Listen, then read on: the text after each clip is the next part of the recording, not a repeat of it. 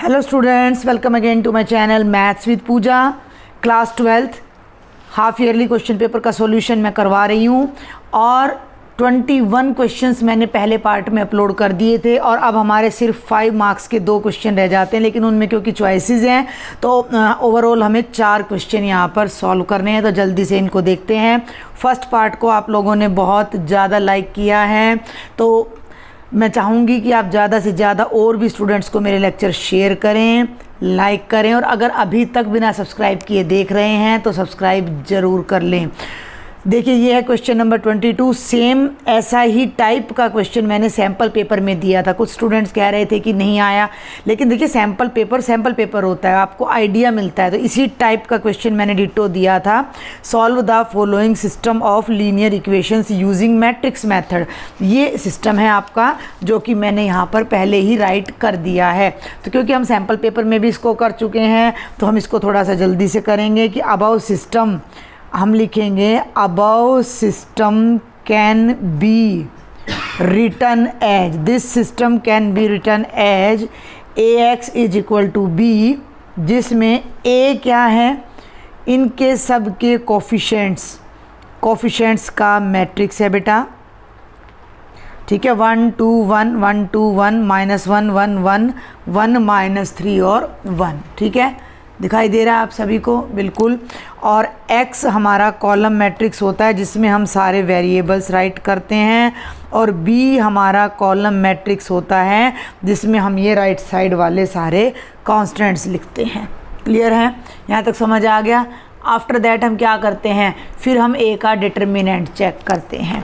तो यहाँ ले लेते हैं हम a का डिटर्मिनेंट 1 2 1 -1 1 1 -3 1।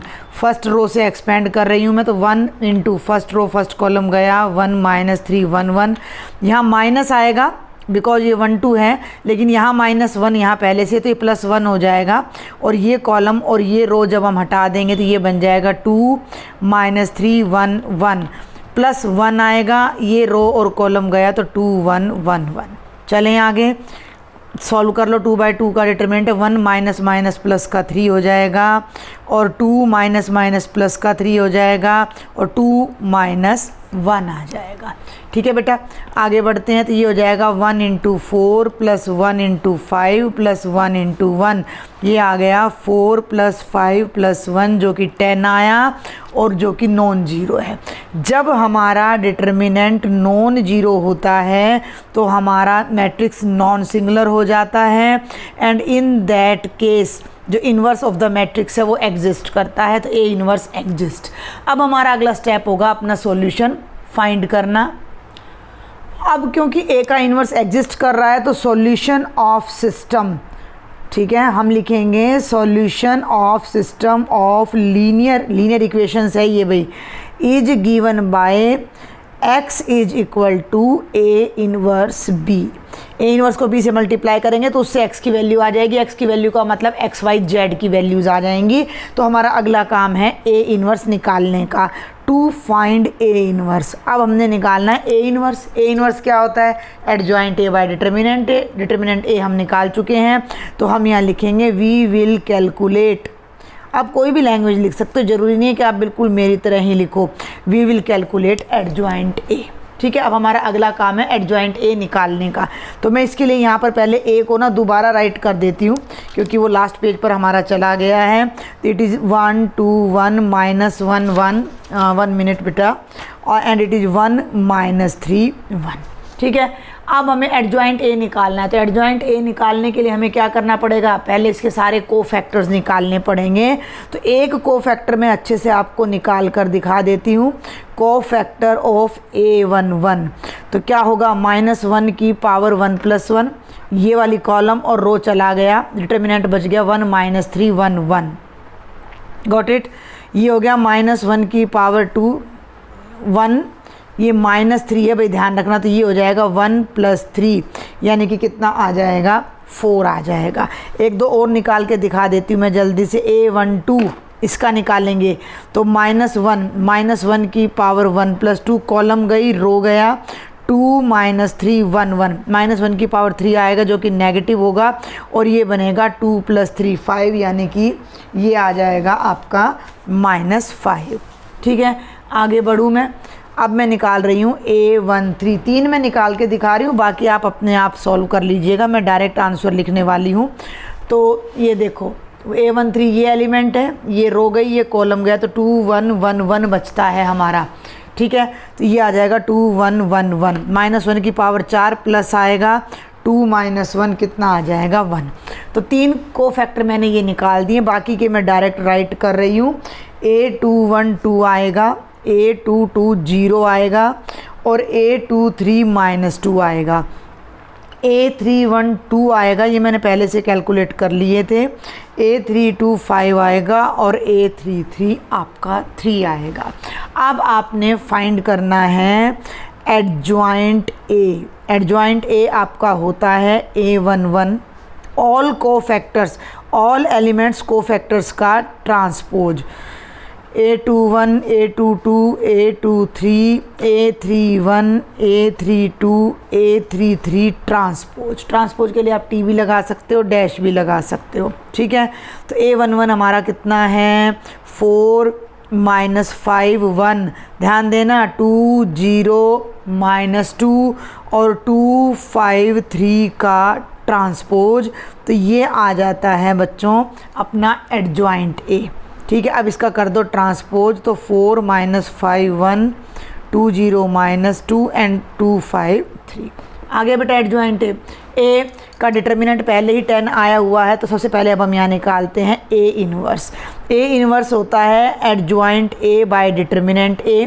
आप इसको ऐसे भी लिख सकते हो 1 bye determinant A into adjoint A। Clear.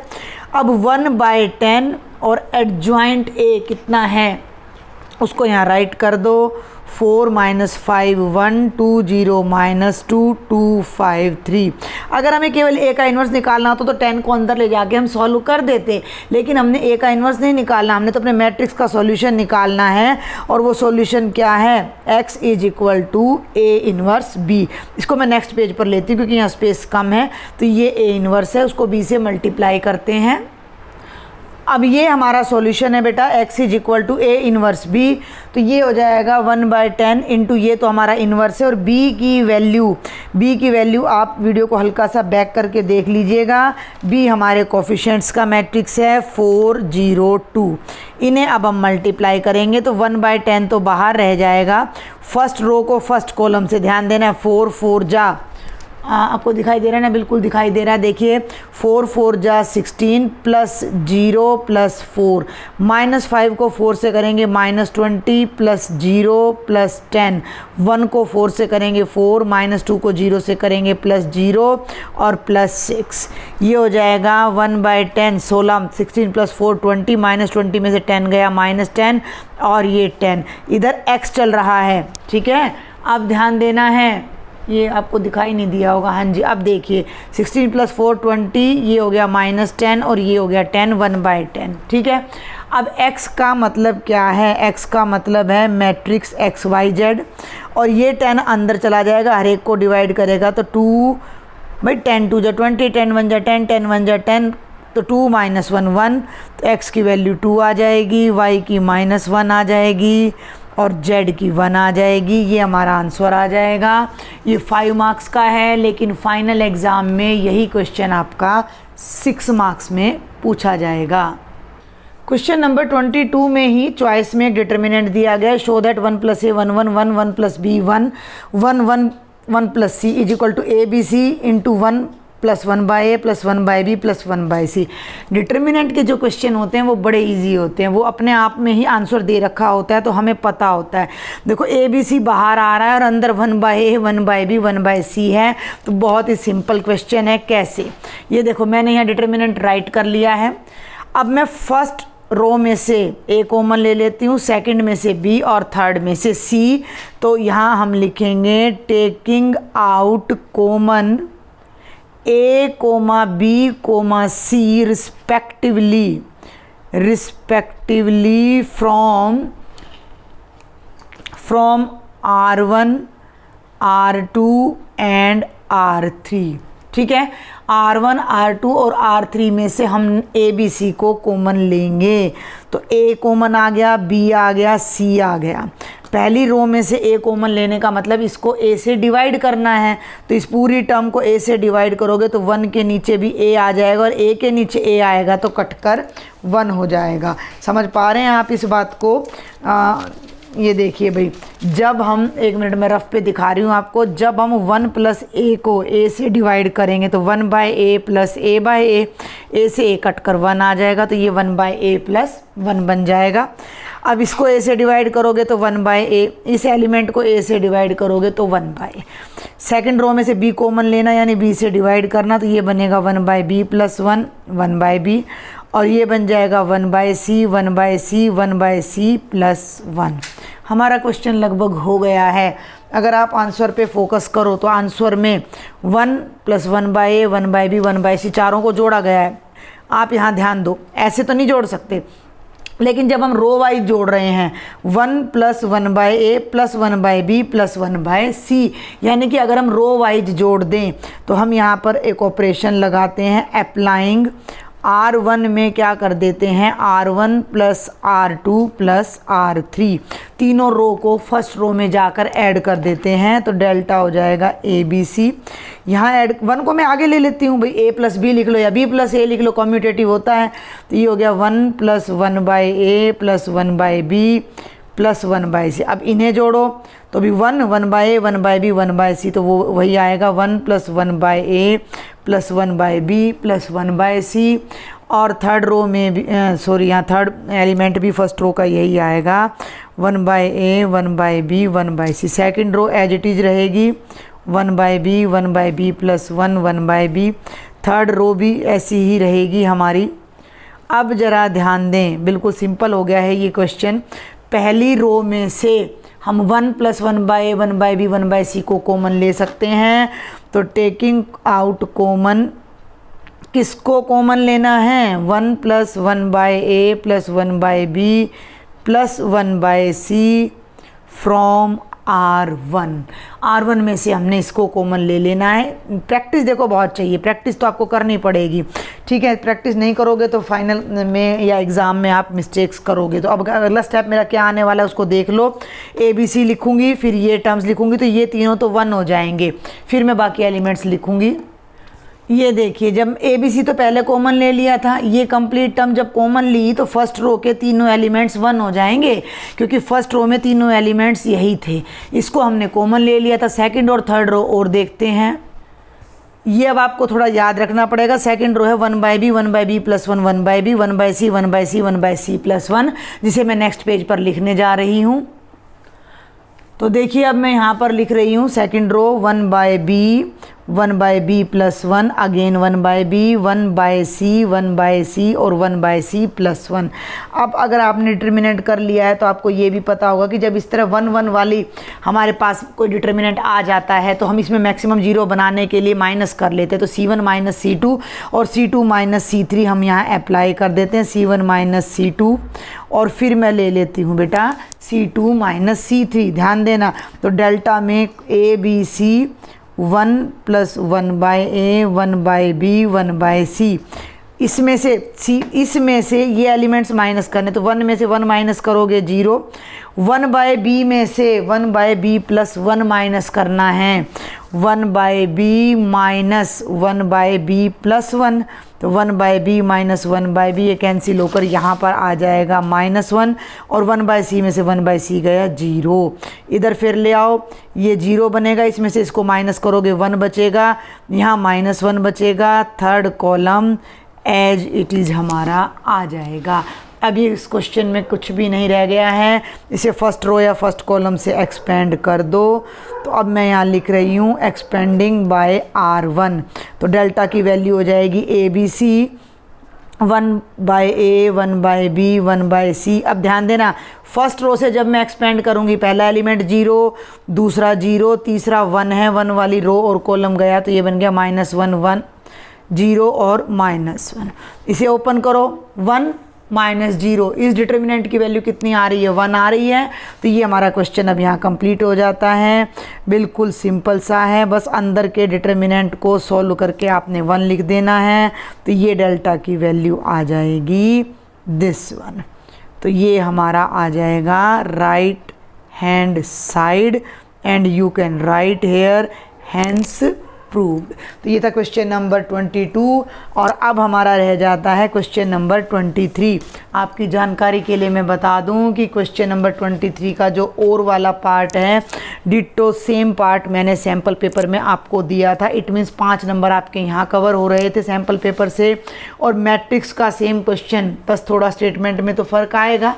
अब बोर्ड वाले भी सैम्पल पेपर देते हैं तो 100% वही थोड़ी आ जाता है फाइनल में। तो ये भी मैंने आपको दिया था, तो 10 नंबर तो आपके यहीं पर कंफर्म हो रहे हैं सैम्पल पेपर से। और जो टेंजेंट इन्वर्स वाला क्वेश्चन था, मैं एक बार बैक लाना चाहूँगी आपको थोड़ा सा। ये जो 2 मार्क्स में है ये वाला क्वेश्चन, ये भी मैंने सैम्पल पेपर में 1 मार्क में दिया हुआ था। तो काफ़ी मदद यहाँ आपको मिल रही है सैम्पल पेपर से, ठीक है। और वो सिर्फ प्रैक्टिस के लिए होता है। सैम्पल पेपर आपको कंप्लीट इसलिए नहीं मिल जाता है कि आपको सारा उसी में से आ जाएगा पेपर आपका। तो आगे बढ़ते हैं क्वेश्चन नंबर 23 पर। चलिए अब हम देखते हैं question number 23। A square piece of tin of side 18 centimetre is to be made into a box without top. ये आपके सामने एक टीन है, ठीक है, स्क्वेयर है, चारों साइड्स इक्वल हैं और चारों ही साइड्स आपकी 18 है। ये वाली साइड आपकी 18 है, ये भी 18 है, ये भी 18 है और ये भी 18 है। इसको मोड़कर एक बॉक्स में बदला गया है। कैसे?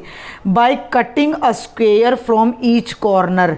यहाँ से एक स्क्वेयर कट किया गया है, मैं अभी आपको कट करके दिखाऊंगी।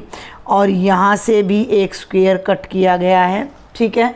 चारों साइड्स से सेम स्क्वेयर, सेम साइज का जो स्क्वेयर है वो कट किया गया है। Clear? And folding up the flaps to form the box. इसको समझते हैं। ये देखिए, अब ये स्क्वायर टीन था, आपको प्लेन पर और भी अच्छे से दिखाई देगा। स्क्वायर टीन था, इधर से काटा, कितना काटा, मान लो x सेंटीमीटर काटा, और इधर से भी इसको x सेंटीमीटर काटा, तो ये फ्लैप बच गया। इस फ्लैप को ऐसे मोड़ दिया गया, ठीक है, दिखाई दे रहा है आपको। ऐसे ही x इधर से, ये भी 18 था लेकिन x इधर से कट गया और ये x इधर से कट गया। जो फ्लैप बचा इसको फिर से मैं पूरा समझाने की आपको कोशिश कर रही हूँ। एक बार स्टेटमेंट समझ आई, क्वेश्चन बहुत सिंपल है। मोड़ दिया फ्लैप को और यहाँ से इसको टाका लग जाएगा, भाई टीन है, सिल जाएगा, वेल्डिंग हो जाएगी। हम तो पेपर ले रहे हैं। और ऐसे ही तीसरे फ्लैप को और ऐसे ही चौथे फ्लैप को मोड़ा गया है। चारों फ्लैप्स को मोड़कर ये बॉक्स बन गया। दिख रहा है आपको बॉक्स? क्या आप इस बॉक्स को देख पा रहे हो? ठीक है। अब इस बॉक्स को करना क्या है हमने, ये देखिए, what should be the side of the square to be cut off so that the volume of the box is maximum possible। कि ये जो साइड से हमने फ्लैप काटा है ये कितना काटें कि इसकी वॉल्यूम मैक्सिमम हो जाए। तो ये मैक्सिमा मिनिमा का क्वेश्चन है। किस टाइप का बॉक्स बन रहा है? ये क्यूबॉइड बन रहा है। क्यूबॉइड घनाभ, वॉल्यूम क्या होती है? Length into breadth into height. यानी हमें इसकी लेंथ चाहिए, ब्रेड्थ चाहिए और हाइट चाहिए। अब बहुत ध्यान से देखना, बहुत ही ध्यान से। ये 18 था, 18 में से x इधर कट गया, x इधर कट गया, 2x कट गया। तो ये जो बीच की डायमेंशन बची ये 18 माइनस 2x बची, जो कि इस डब्बे की लंबाई है। क्लियर है? और इस डब्बे की जो चौड़ाई है वो भी पूरा 18 था, दोनों तरफ से x कट गया। तो इस डब्बे की चौड़ाई भी, विड्थ भी 18 माइनस 2x हो गई। बच गई इसकी हाइट। ये हाइट है इस डब्बे की। हाइट कितनी है? जितना मैंने काटा है। कितना काटा है मैंने? x काटा है, तो x हाइट ही मुड़ेगी ना। तो x इस बॉक्स की हाइट हो गई, बॉक्स की लेंथ मिल गई, ब्रेड्थ मिल गई, हाइट मिल गई। वॉल्यूम को मैक्सिमाइज करने के लिए वॉल्यूम निकालिए, डिफरेंशिएट कीजिए, डबल डेरिवेटिव निकालिए एंड सो ऑन। तो ये अगर समझ आ गया, क्वेश्चन में कुछ भी नहीं है, तो एक रफ सा डायग्राम हम यहाँ बनाएंगे। डायग्राम ज़रूर बनाना मैक्सिमा मिनिमा के क्वेश्चन में। इसकी जो लेंथ है वो 18 सेंटीमीटर है, इसकी जो ब्रेड्थ है, क्योंकि स्क्वायर है भाई, वो भी 18 सेंटीमीटर है। मान लो ये x सेंटीमीटर का इधर से काट दिया और x सेंटीमीटर का इधर से काट दिया और x सेंटीमीटर का इधर से, क्योंकि इसमें पॉसिबल नहीं होता इसलिए मैंने आपको पेपर को मोड़ के दिखाया है। क्लियर है? तो जल्दी से अब हम स्टार्ट करते हैं कि each side of tin, each side of tin कितनी है? 18 सेंटीमीटर। और ये कह रहा है कि इसके जो कॉर्नर्स पे एक एक स्क्वायर काटा गया है, ईच कॉर्नर पर वो कितना काटा गया है? तो let x centimetre is the side of square to be cut at the corners of the tin, at the corners of the tin. Understand? Let, आप इसकी लैंग्वेज चेंज कर सकते हो, you are not bound with me. Let x centimetre की जो है इसकी वो साइड हो गई। After folding the flaps, after folding the flaps we get an open cuboid box, we get an open cuboid है क्योंकि लेंथ ब्रेड्थ सेम है लेकिन हाइट तो डिफरेंट है ना, और लेंथ ब्रेड्थ हाइट सेम ना हो तो क्यूबॉइड होता है। तो अब आपने यहाँ लिखना है लेंथ ऑफ क्यूबॉइड, एल नाम दे दो। अभी मैं आपको सारा समझा चुकी हूँ। ये 18 था, एक्स इधर से कट गया, एक्स इधर से कट गया, ये बीच वाली, क्योंकि ये तो मुड़ जाएगा सारा और ये भी मुड़ जाएगा। देखो यहाँ से सबसे मुड़ना है, इधर से भी मुड़ेगा, इधर से भी मुड़ेगा, इधर से भी मुड़ेगा और इधर से भी। तो ये लंबाई बचेगी, ये चौड़ाई, लंबाई 18 माइनस 2x, चौड़ाई भी 18 माइनस 2x। ठीक है, इसके बाद हम बात करते हैं ब्रेड्थ की। ऑफ क्यूबॉइड बी हो गई, वो भी कितनी हो गई? 18 माइनस 2x। और हाइट मैं आपको समझा चुकी हूँ, ऐसे मुड़ेगी आपके सामने। अभी मैं बॉक्स बना के दिखा चुकी हूँ, आप शांति से आराम से उस बॉक्स को देखें। तो ये जितना मुड़ रहा है, ये देखो, ये हाइट है उसकी, ये कितना मुड़ रहा है? ये x मुड़ रहा है। तो हाइट ऑफ द बॉक्स कितनी हो जाएगी? x हो जाएगी। क्लियर है? सब कुछ किस में चल रहा है? सेंटीमीटर में। अब हमने इसकी वॉल्यूम ले लेनी है कि वॉल्यूम क्या होनी चाहिए? मैक्सिमम। तो हम ले लेते हैं let v B the volume of box. तो वॉल्यूम क्या होती है? Length breadth height, length 18 minus 2x, breadth 18 minus 2x, height x। ये हो जाएगा 18 माइनस 2x का होल स्क्वायर इंटू x। अब हमें इस वॉल्यूम को मैक्सिमाइज करना है, तो इसको एक फंक्शन मान लो। कोई भी फंक्शन मैक्सिमम कब होता है? पहले हम उसका फर्स्ट डेरिवेटिव निकालते हैं, उसको इक्वल टू 0 करते हैं, उनसे जो पॉइंट्स आते हैं उन पर डबल डेरिवेटिव का साइन चेक करते हैं। तो जल्दी से अब हम डी बाई डी एक्स निकालते हैं। First function as it is, ठीक है, x का डेरिवेटिव 1 हो जाएगा, x एज इट इज, इसका डेरिवेटिव करोगे तो 2 इंटू 18 माइनस 2x की पावर 1, और 18 माइनस 2x को फिर से करोगे तो माइनस 2x। अब इसको सॉल्व मत करना, 18 माइनस 2x यहाँ भी और 18 माइनस 2x यहाँ भी है, इसको कॉमन ले दो। तो ये हमारा यहाँ भी बच जाएगा 18 माइनस 2x, बाहर आ गया। ध्यान देना, ये तो बाहर आ चुका है, ये तो कॉमन गया, प्लस माइनस, माइनस 2 2 जा 4x। ये आ जाएगा 18 minus 2x into 18 minus 6x। इसमें से भी ना 2 तो इधर से कॉमन ले दो फर्स्ट वाले में से और 6 सेकंड वाले में से, तो यहाँ से 2 कॉमन लोगे तो 9 माइनस x आ रहा है, यू कैन वॉच। और 6 इसमें से कॉमन लिया तो 3 माइनस एक्स आ रहा है। तो बेटा जी D V by D X हमारा आ रहा है 12 into 9 minus X into 3 minus X. अब हमारा अगला स्टेप होता है इसको 0 रखना और डबल डेरिवेटिव चेक करना, लेकिन पहले हम इसका डबल डेरिवेटिव निकाल लेते हैं। तो इसको एक बार फिर से डिफ्रेंशिएट कर देते हैं, अगेन डिफ्रेंशिएटिंग। तो D square V by D X, 12 as it is, 12 का तो होना ही नहीं है, बाहर ही रख लो। 9 minus X as it is, 3 minus X की हो जाएगी -1, +3 minus X as it is 9 minus X की हो जाएगी डिफ्रेंशिएशन -1। चलें आगे, ब्रैकेट खोल लो, ये -9 + एक्स और भाई -3 + एक्स, ध्यान देना है भाई आपको। तो ये बन जाएगा 12, एक्स और एक्स हो गया 2x - 12, ये हमारा आ गया डबल डेरिवेटिव। इसको हम बाद में चेक करेंगे, पहले हम फर्स्ट डेरिवेटिव को 0 के इक्वल पुट कर देते हैं। पुट dv/dx = 0, तो 12 × 9 - x × 3 - x = 0। 3 की प्रोडक्ट 0 है, तो तीनों में से कोई एक 0 होगा, तो 12 तो 0 हो नहीं सकता। इसका मतलब या तो 9 - x 0 है या 3 - x 0 है। तो यहाँ से x की वैल्यू 9 आ रही है और x की वैल्यू 3 आ रही है। अब एक बात का आपने ध्यान रखना है कि x क्या था, x वो लेंथ थी जो हम स्क्वायर काट रहे थे। थोड़ा ध्यान देना, ये पूरा 18 सेंटीमीटर था, 9 कहाँ आएगा, बिल्कुल बीचों बीच। अब इसको बिल्कुल बीचों बीच जब आप काट दोगे ना, तो एक स्क्वायर यहाँ से कट जाएगा, एक यहाँ से, एक यहाँ से और एक यहाँ से, मोड़ने के लिए कुछ भी आपके पास नहीं बचेगा। भाई 9 सेंटीमीटर का स्क्वायर यहाँ से काट दिया और 9 का यहाँ से काट दिया, तो 3 तो ख़त्म ही हो गया, वो तो 4 टुकड़ों में ही बट जाएगा। तो आप यहाँ क्या लिखिएगा, आप लिखेंगे but x = 9 is not possible, बस इतना लिख के आप इसको छोड़ सकते हो। तो x की वैल्यू आ गई 3, इसको आप यहाँ डबल डेरिवेटिव में स्टार में पुट करो। Put x = 3 in star. अब ये ध्यान रखना है कि जिस वैल्यू पर डबल डेरिवेटिव नेगेटिव होता है वो पॉइंट ऑफ मैक्सिमा होता है।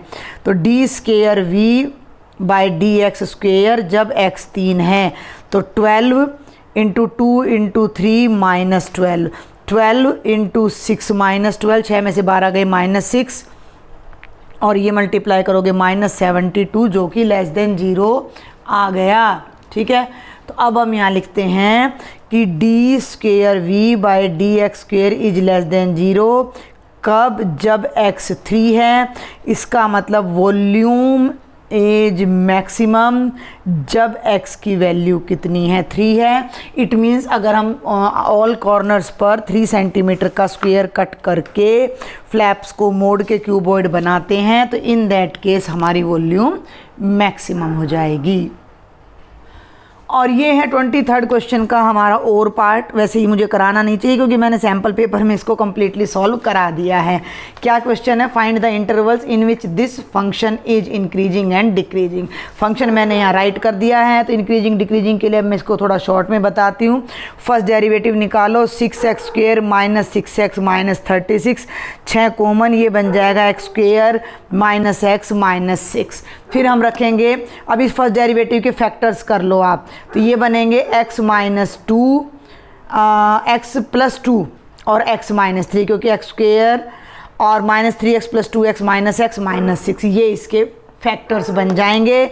अब हम अपना फर्स्ट डेरिवेटिव को रखेंगे 0 के इक्वल। तो 6 तो 0 आ नहीं सकता, थोड़ा सा शॉर्ट में ले रही हूँ क्योंकि सैम्पल पेपर में डिट्टो सेम क्वेश्चन मैंने आपको दिया है। सैम्पल पेपर का लिंक मैं डाल दूँगी, तो डिटेल में आप वहाँ से भी देख सकते हो। तो भाई जब इसको 0 रखेंगे हम, 6 × x + 2 × x - 3 को 0 रखेंगे, तो 6 तो 0 हो नहीं सकता। तो या तो x + 2 0 होगा, या x - 3 0 होगा, या तो x की वैल्यू -2 आएगी, या x की वैल्यू 3 आएगी। ठीक है, ये हो गए पॉइंट्स ऑफ इन्फ्लेक्शन।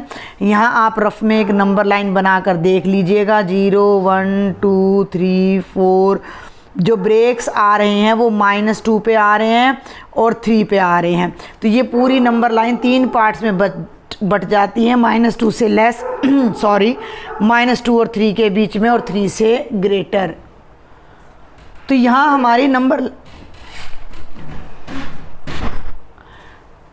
हमारी नंबर लाइन 3 इंटरवल्स में डिवाइड हो जाती है। तो हम यहाँ लिखेंगे the number line is divided in 3 intervals. पहला इंटरवल होगा -2 से लेस, यानी -∞ to -2।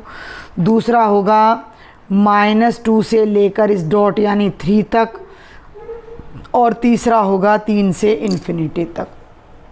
अब हमने तीनों इंटरवल में एफ डैश एक्स का साइन चेक करना है, ठीक है। जहाँ ये पॉजिटिव होगा वहाँ फंक्शन इंक्रीजिंग होगा, जहाँ ये नेगेटिव होगा, ये रहा एफ डैश एक्स, यहाँ देखो मेरी फिंगर पे, वहाँ नेगेटिव होगा वहाँ डिक्रीजिंग हो जाएगा।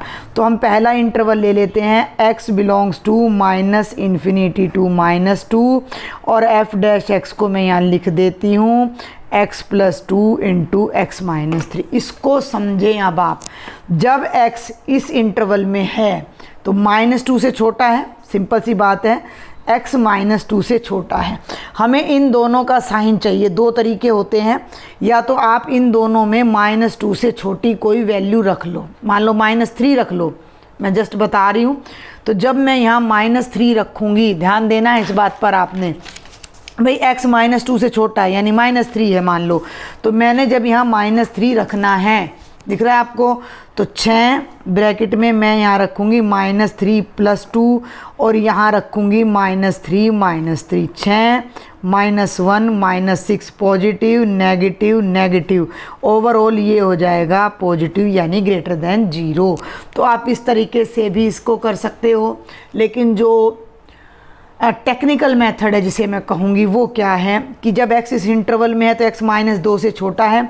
अब एक तो मुझे x+2 चाहिए, एक मुझे x -3।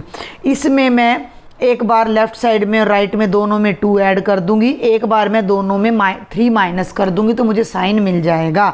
तो x+2 लेस, यहाँ मैंने 2 ऐड कर दिया, ठीक है। तो x+2 लेस देन -2 + 2 0 से लेस आ गया यानी नेगेटिव आ गया। और x -2 से छोटा है, दोनों तरफ मुझे तो इसका साइन देख रहा है ना कैसा आएगा, तो मैंने दोनों तरफ 3 माइनस कर दिया। तो x -3 किससे छोटा हो गया, -5 से यानी 0 से छोटा हो गया। तो x -3 0 से छोटा हो गया। और अब हम बात करते हैं f डैश x की, तो वो 6 पॉजिटिव है, x+2 दिख रहा है 0 से छोटा है यानी नेगेटिव है, और x -3 भी नेगेटिव है, तो सारा मिलाकर पॉजिटिव हो गया यानी f dash x greater than 0 आ गया। कब, जब x -∞ से -2 को बिलोंग कर रहा है। इट मीन्स, सॉरी बेटा, इट मीन्स इस इंटरवल में जो हमारा फंक्शन है that is increasing on the interval -∞ to -2 हो गया। ऐसे ही अब हम सेकंड पार्ट लेंगे, क्या, जब x बिलोंग कर रहा है -2 से 3 के बीच में, ठीक है। अब इस बात को समझना, जब कोई नंबर -2 और 3 के बीच है तो -2 से तो बड़ा है और 3 से छोटा है, तो दोनों केस लेंगे। x -2 से छोटा है और 3 से बड़ा है, मुझे x+2 चाहिए, तो या तो इसको उठा के या यहाँ ले आओ या दोनों तरफ 2 ऐड कर दो। दोनों तरफ हम क्या ऐड कर देंगे, 2 ऐड कर देंगे। तो x+2 तो 0 से छोटा हो जाएगा, यहाँ 3 माइनस कर देंगे दोनों तरफ, तो x -3 0 से बड़ा हो जाएगा। एंड इन दैट केस जो f डैश x था वो हमारा ये था जिसमें 6 पॉजिटिव है, x+2 आपके सामने है नेगेटिव है, x -3 positive, 2 positive 1 negative less than 0, f dash x less than 0 आ रहा है। कौन से इंटरवल में, इस इंटरवल में। इसका मतलब है f(x) इज स्ट्रिक्टली, ठीक है, स्ट्रिक्टली एक बात का आप ध्यान रखेंगे, स्ट्रिक्टली जो डिक्रीजिंग इंक्रीजिंग होता है वो इंक्रीजिंग तो होता ही है। तो हम यहाँ डायरेक्ट, हमसे स्ट्रिक्टली वर्ड पूछा नहीं गया है तो हम लगाएंगे भी नहीं। Is decreasing on which interval -2 to 3, ठीक है। और जल्दी से थर्ड केस और डिस्कस कर लेते हैं। जब हमारा x बिलोंग कर रहा है किस इंटरवल को, थर्ड को, 3 to ∞, इसका मतलब x 3 से बड़ा है।